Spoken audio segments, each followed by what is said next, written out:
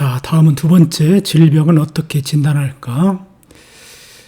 자, 우리는 질병이 의심되거나 질병이 진행 중일 때 혹은 건강 상태를 확인하기 위해서 병원에 가서 몸의 상태를 진단받는다. 진단하는 방법에는 문진, 촉진, 물리적 진단, 생화학적 진단이 있다.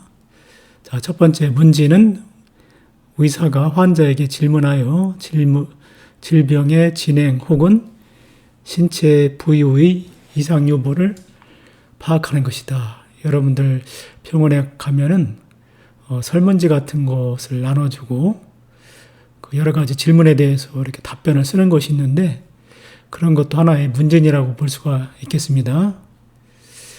촉진은 환자의 몸을 직접 만져서 상태를 진단하는 것을 말한다. 그러니까 예를 들면 한의사들이 그 손목에 맥을 짚는다든가 이런 그 진찰 방법은 촉진에 해당되겠습니다. 물리적 진단 방법은 여러 진단 장비를 사용하는 것이다.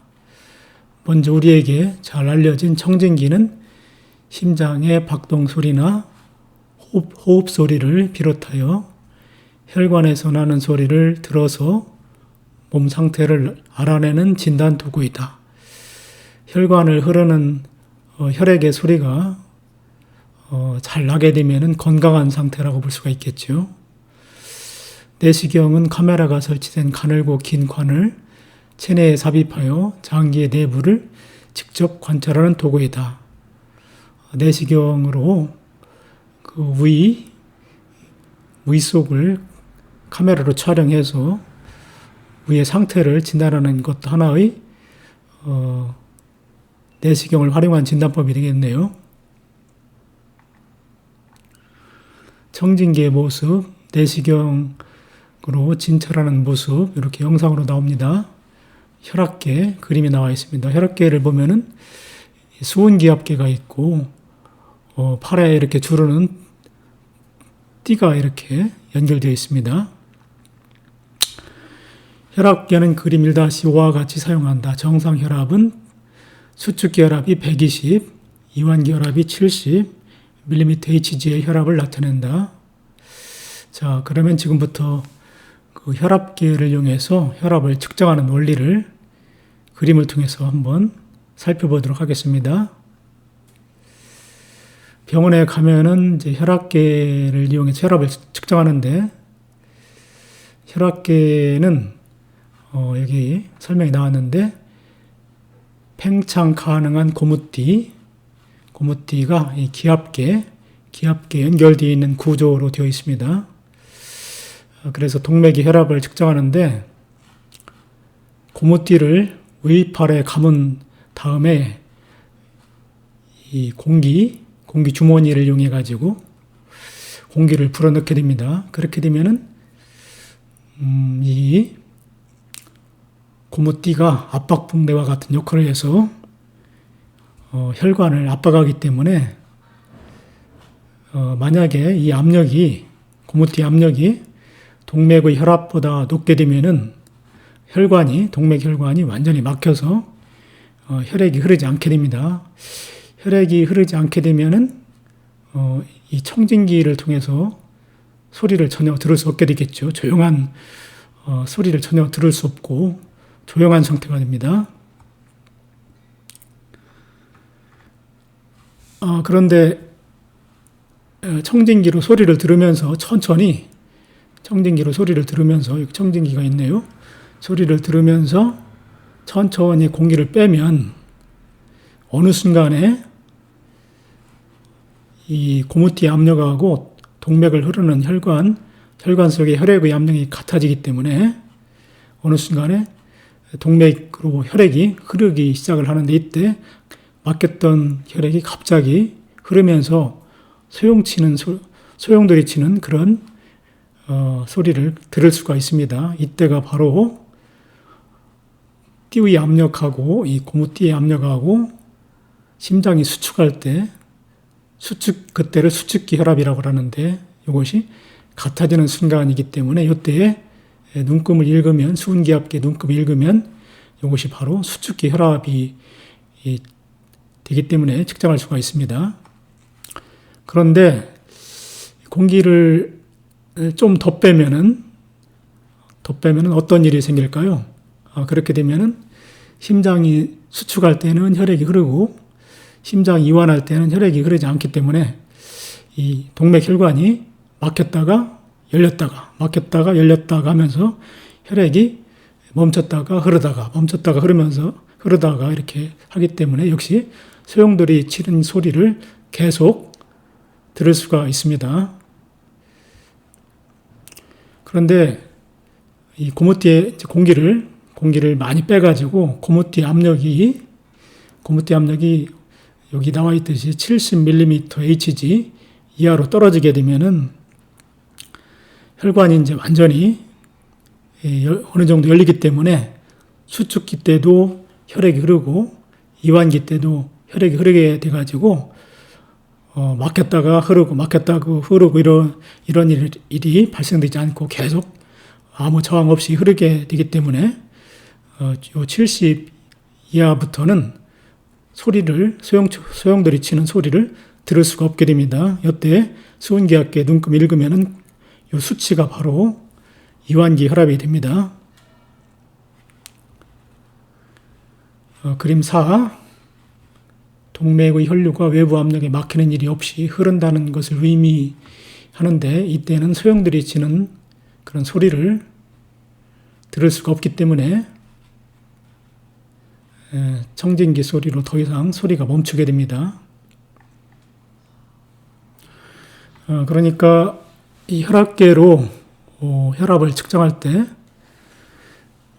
고무띠에 처음에 공기를 동맥 혈압보다 수축기 혈압보다 더 센 압력으로 압박을 해서 혈액을 멈추게 하고 그 다음에 공기를 서서히 빼면서 처음에 혈액이 소용돌이 치면서 흐르는 그 소리를 처음에 듣게 되는데 그때가 수축기 혈압이고 그 다음에 고무띠의 압력을 더욱더 빼가지고 이 그림에서 같이 70mm Hg 이하로 낮췄을 때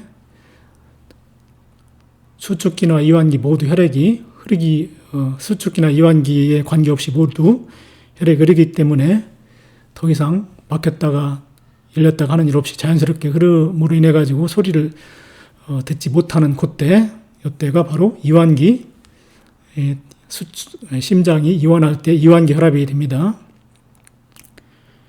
그러니까 청진기로 처음에 혈액이 흐르는 소리를 들을 때가 심장이 수축할 때 수축기 혈압이 되고 그 다음에 청진기로 더 이상 소리를 들을 수 없을 때 그때 수은기압기에 나타나는 기압이 이완기 혈압이 되겠습니다.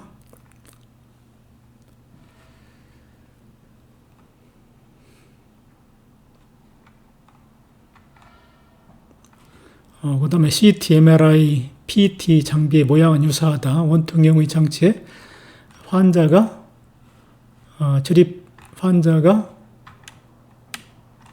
출입하면서 영상을 촬영하는 방식이다. CT는 컴퓨터 단층 촬영이라고도 합니다. 인체의 한 단면 주위를 돌면서 여러 방향에서 X선을 쏘아 반사되거나 투과된 정보를 얻어 조직의 단면을 영상으로 나타내고 그 다음에 MRI는 자기 공명 영상으로 사람이 강력한 자기장 속으로 들어갑니다. 그래서 이때 MRI를 찍기 전에 몸에 붙어있는 여러 가지 그 금속은 모두 떼고 그 장치로 들어가야 됩니다. 자기장 속에서 고주파를 쏘았을 때 발생하는 신호를 수집해 조직의 단면을 영상으로 나타낸다. 그리고 PET 장비라는 게 있는데 PET 장치는 양전자 단층 촬영으로 방사성 원소를 환자의 몸에 넣고 이 원소가 방출하는 감마선을 검출하여 영상으로 나타내는 기술이다. 이게 가장 발달된 기술입니다. 양전자 방출 단층 촬영술 모식도가 나왔는데 양전자를 방출한 동위원소가 붙은 방사성 의약품을 체내에 주입합니다. 체내에 주입하고 나서 방사성 의약품이 신체의 생화학적 기능에 의해서 변화가 일어날 때 변화가 일어나가지고 체내 특정 부위에 축적이 됩니다. 그 유방암으로 표시된 부분, 이 부분에 생화학적 기능의 변화가 일어나가지고 이 부분에 그 방사성 의약품이 축적됩니다. 이 상태로 양전자 방출 단층 그 촬영 장치 속으로 들어가면 이 의심되는 이 암으로 의심되는 유방암 부분에서만 방사성 감마선이 방출되기 때문에 그 부분만 이 사진 영상에서와 같이 이렇게 밝게 표시되어 나타나게 되는 겁니다. 이렇게 해서 유방암을 진단하는 원리가 양전자 방출 단층 촬영술입니다. 그러면 CT, MRI의 그 차이점 요거에 대해서 잠깐 보도록 하겠습니다.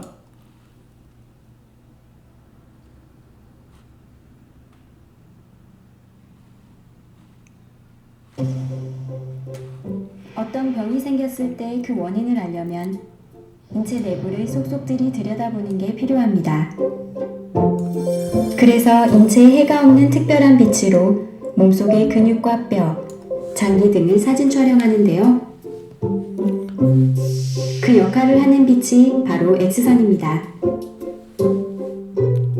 X선은 돌이나 콘크리트처럼 단단한 사물도 통과하기 때문에 우리 몸속을 투과하는 게 어렵지 않습니다. X선 사진은 흔히 우리가 접하는 엑스레이 흑백 사진을 연상하면 되는데요. X선이 얼마나 단단한 물질을 찍느냐에 따라 부분별로 색깔이 다르게 보입니다. 인체를 예로 들면 단단한 뼈를 찍었을 땐 흰색, 그보다 조직이 연한 근육을 찍었을 땐 검은색으로 나타납니다.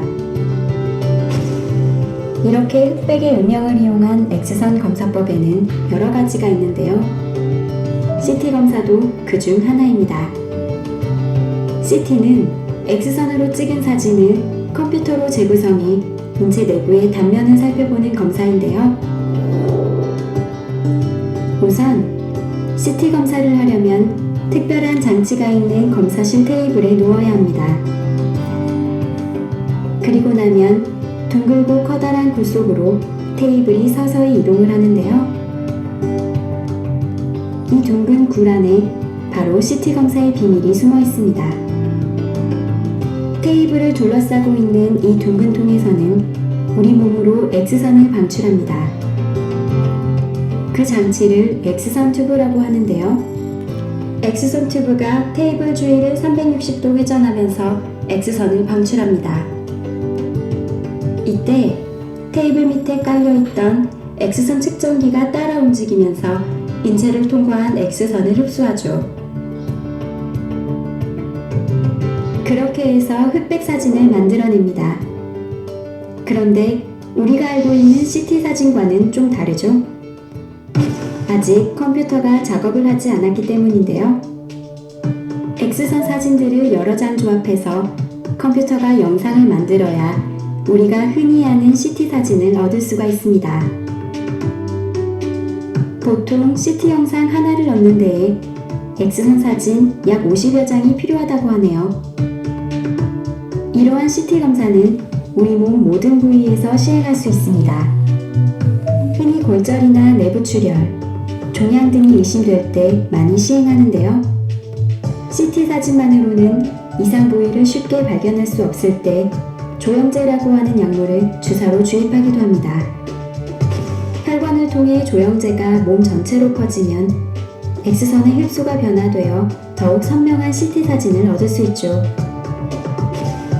그런데 아주 드물게는 조영제에 대한 거부 반응으로 구토 증상이나 어지러움증이 유발될 수도 있습니다. 그럴 땐 마음을 가라앉히고 입을 벌려 숨을 쉬면 보통 10분 안에 증상이 완화됩니다.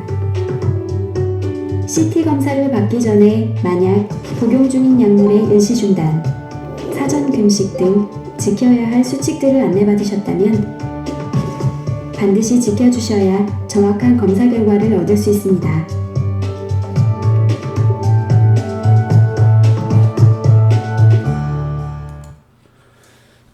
자, 다음은 MRI 촬영 원리에 대해서 동영상을 보겠습니다.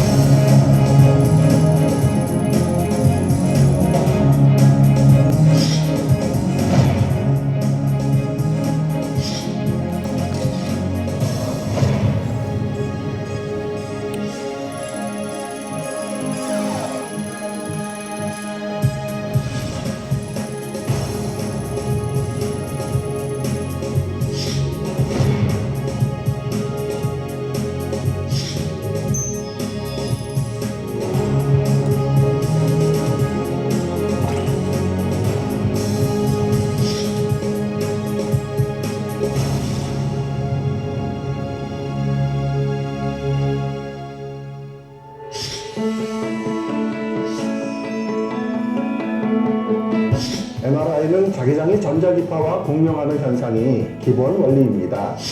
먼저 자기장은 지구에서 나침반으로 확인할 수 있는 것처럼 자석이나 전류 주위에 존재해서 자기력의 크기와 방향으로 나타낼 수 있습니다. 공명 현상은 소리를 포함한 모든 진동에서 일어날 수 있는 현상인데, 예를 들어 소리급세 실험을 통해 알아보면 진동수가 같은 소리급세 2개를 가까이 놓고 한쪽 소리급세를 때리면 그에 따라 때리지 않은 다른 쪽 소리급세도 울리기 시작합니다. 이것이 바로 소리급세의 공명현상입니다. 생물체, 특히 인체는 70%가 물입니다. 이렇게 중요한 물에는 수소가 포함되어 있는데, 평소 수소의 원자핵은 회전운동을 하고 있지만 자기장에 놓이게 되면 자기장 방향을 중심으로 세차운동이 일어납니다. 세차운동 상태의 원자핵에 전자기파를 쏘이면 세차운동과 공명하는 주파수만 다시 방출하게 됩니다. 이때 다시 방출되는 전자기파를 안테나로 모아 컴퓨터로 재구성하면 영상을 얻을 수 있는데, 이것이 바로 MRI입니다. 보다 선명한 MRI 영상을 얻기 위해서는 자기장의 세계를 높이면 됩니다. 이때 원자핵의 운동 속도는 빨라지고 더 높은 신호를 얻을 수 있기 때문입니다. 간단한 실험을 통해서 그 원리를 확인해 보겠습니다.